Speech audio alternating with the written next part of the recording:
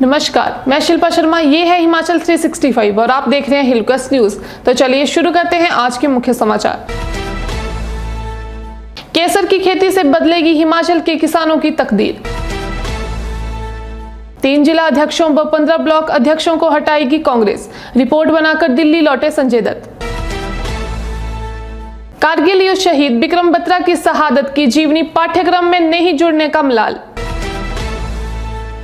महंगाई के खिलाफ सड़कों पर कांग्रेस।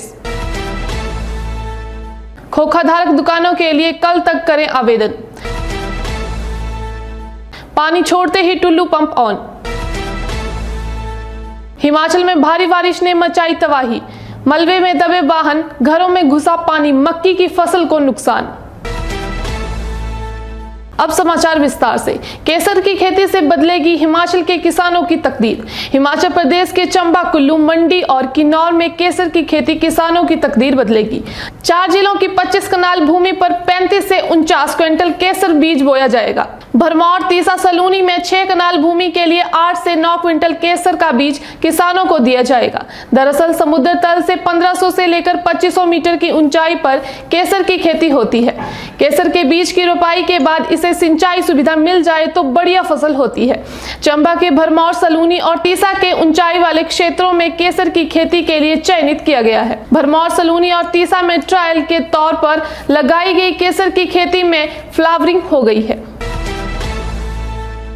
3 जिला अध्यक्षों 15 ब्लॉक अध्यक्षों को हटाएगी कांग्रेस। रिपोर्ट बनाकर दिल्ली लौटे संजय दत्त। प्रदेश कांग्रेस के सह प्रभारी संजय दत्त 7 दिवसीय प्रदेश प्रवास के बाद वीरवार को दिल्ली लौट गए हैं। प्रदेश कांग्रेस से लेकर जिला और ब्लॉक स्तर पर हुई बैठकों के बाद तैयार की गई रिपोर्ट को वे अपने साथ ले गए हैं। इस रिपोर्ट में निष्क्रिय हो चुके 3 जिला अध्यक्षों सहित 15 ब्लॉक अध्यक्षों को हटाने का प्रस्ताव तैयार किया गया है। विधानसभा चुनावों में 3 बार हारने वाले और जमानत जब्त करवाने वाले नेताओं को वर्ष 2022 के चुनावों में टिकट न देने की रिपोर्ट में सिफारिश की गई है। कारगिल युद्ध शहीद विक्रम बत्रा की शहादत की जीवनी पाठ्यक्रम में नहीं जुड़ने का मलाल। कारगिल युद्ध में शहादत पाने वाले परमवीर चक्र विजेता परिजनों को उनके बेटे की शहादत की जीवनी किसी पाठ्यक्रम में न जुड़ने का आज भी मलाल है। हालांकि उन्हें अपने बेटे की शहादत पर गर्व है। शहीद विक्रम बत्रा के परिजन चाहते हैं कि उनके बेटे के कारगिल युद्ध की जीवनी सीबीएसई सेकेंडरी पाठ्यक्रम और हिमाचल प्रदेश स्कूल शिक्षा बोर्डों की किताबों में भी जुड़े। इससे बच्चे उनकी बहादुरी से प्रेरणा ले सके।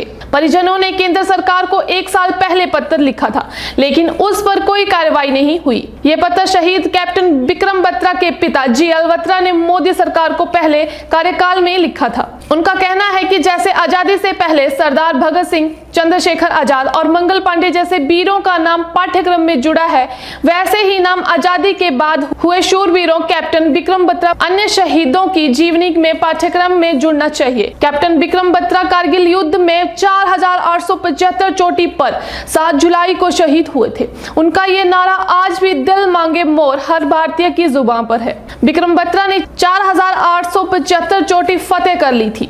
उन्होंने कई पाकिस्तानी जवानों को मार गिराया था। अब वे जीत की खुशी में नारा दे ही रहे थे कि ये दिल मांगे मोर। एक गोली उनका सीना चीरती हुई बाहर से निकल गई थी। लिहाजा मरणोपरांत उन्हें परमवीर चक्र से सम्मानित किया गया था। महंगाई के खिलाफ सड़कों पर कांग्रेस।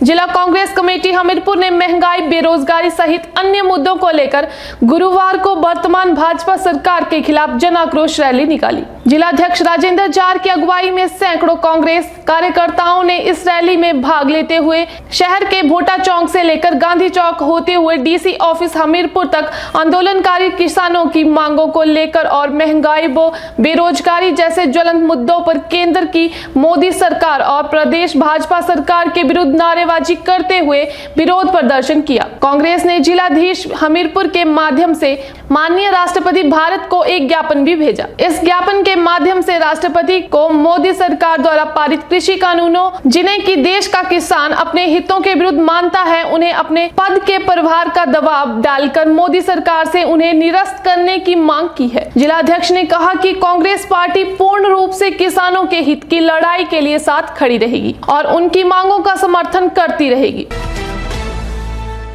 खोखाधारक दुकानों के लिए कल तक करें आवेदन।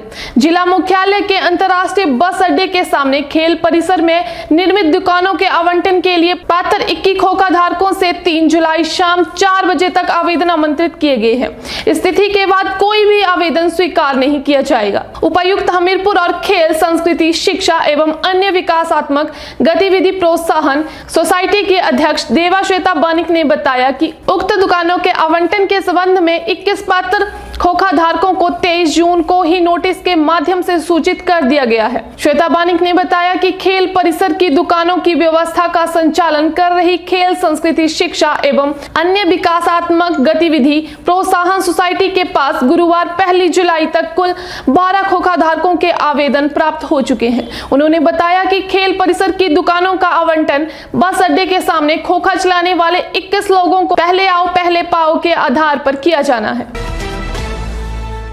पानी छोड़ते ही टुल्लू पंप ऑन। नगर पंचायत नौदान के वार्ड नंबर 1 में पानी की कमी के चलते कुछ परिवारों को इस भीषण गर्मी में भारी परेशानी का सामना करना पड़ रहा है। जानकारी देते हुए मिलाप चंद, अजय कुमार, विजय कुमार, नीलम, स्वर्णलता, बिन्नी, शानवी, अमित, अंजलि, संजय, विपिन आदि लोगों ने बताया कि वार्ड 1 से कुछ घरों तक पानी पहुंच ही नहीं पाता, जिसका मुख्य कारण कुछ लोगों द्वारा पेयजल पाइपों से सीधे टुल्लू पंप लगाकर अपने अपने घरों में पानी को खींच लेना है। इस कारण उसके आगे के लोगों को पानी ही नहीं मिल पाता। अगर उनके घरों को पानी आता भी है तो नामात्र ही आता है और वह भी तब आता है जब सभी लोगों के टुल्लू पंप बंद हो। इन लोगों ने बताया कि जैसे ही सुबह विभाग के कर्मचारी लोगों के लिए पानी छोड़ते हैं, उसी समय से ही ये लोग अपने अपने टुल्लू पंप ऑन कर लेते हैं। इतनी भीषण गर्मी के चलते उन्हें पानी हेडपंप और बॉडियों से लाना पड़ता है। लोगों ने जल शक्ति विभाग से मांग की है कि विभाग की टीम भेजकर बाढ़ का दौरा कराया जाए और जो लोग टुल्लू पंप का इस्तेमाल कर रहे हैं उनके पंपों को विभाग जमा करे और साथ में जुर्माना भी डाले, जिससे सभी लोगों को एक बराबर पानी मिल सके। इस संबंध में विभाग के एसडीओ राकेश सोनी ने टुल्लू पंप का इस्तेमाल करने वाले लोगों को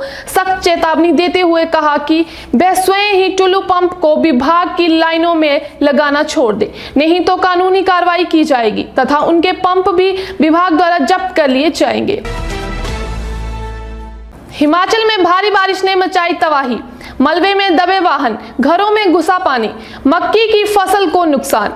हिमाचल प्रदेश के चंबा जिला मुख्यालय और आसपास के ग्रामीण इलाकों में गुरुवार दोपहर बाद 2 घंटे तक हुई भारी बारिश ने तबाही मचा दी है। शहर में जहां दुकानों में बारिश का पानी घुस गया है तो वहीं ग्रामीण क्षेत्रों में खेतों में उगी मक्की की फसल तबाह हो गई है। करीब 2 घंटे तक जारी रही बारिश से शहर के कई भाग पानी में लबालब हो गए। मुगला के घर के भीतर पानी घुसने से 4 दीवारी ध्वस्त हो गई। इसके अलावा शहरी क्षेत्र की 15 सड़कें बंद हो गई। मूसलाधार बारिश से दोपहर के समय अचानक अंधेरा छा गया। लोक निर्माण विभाग की मशीनरी शाम तक मार्ग बहाल करने में जुटी रही। इसके अलावा कुल्लू और कांगड़ा में भी गुरुवार को भारी बारिश हुई। मौसम विज्ञान केंद्र शिमला के अनुसार हिमाचल प्रदेश में 7 जुलाई तक लगातार बारिश अंधड़ का पूर्वानुमान है, जबकि 1 से 5 जुलाई तक मैदानी व मध्य पर्वतीय भागों के लिए येलो अलर्ट भी जारी किया गया है। तो मैं शिल्पा शर्मा अब आपसे विदा लेती हूं। धन्यवाद। देखते रहिए Hill Quest News channel. Like, share, subscribe करना ना भूलें।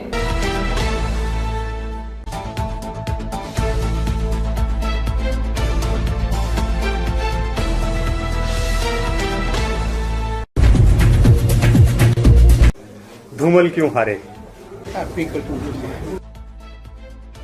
सरकार जो है वो कानून व्यवस्था को नियंत्रित करने में नाकाम हो रही है। इसमें जो दोषी लोग हैं वो जेल की सलाखों के पीछे। तो rift in the party that has led to the defeat in previous election. Rift कोई नहीं थी पार्टी में। ग्रामीण शिमला की बात करते हैं। Unprecedented amount of development work in this constituency. है कि हमीरपुर मेडिकल कॉलेज के लिए जो फॉरेस्ट क्लियरेंस थी वो भी भारतीय जनता पार्टी की वजह से डिले हुई। हमने केंद्र से फॉरेस्ट क्लियरेंस करवा कर